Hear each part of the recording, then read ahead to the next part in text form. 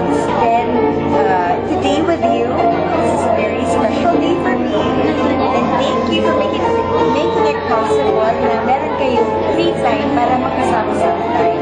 Maraming salamat, first of all, Faith, actually, my music teachers, si Mark, si Debbie, and of course si Fred for coming here today dito sa Chocolate Kisses, di ba?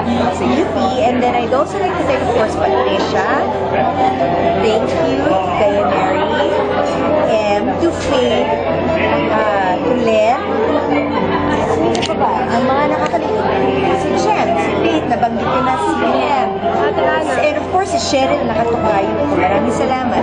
Kila Grandma for coming, and Mom, ni Faith, si Anna and her mom for coming, and of course, Patricia's Lola. And for the ones naman na wala, hindi namin makasama, na-miss ko na kayo, Ross, Odette, sino ba ang mga hindi natin sa Grace, of course, my BFF, Shane, I miss you, Nora,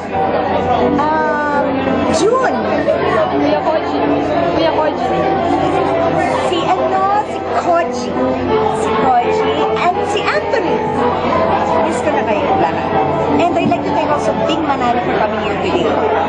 Big, I'm very, very grateful that you're my friend, and I'll always be here for you. At sa mga shenanigans, may good news ako sa inyo. May bago na tayong teleserye.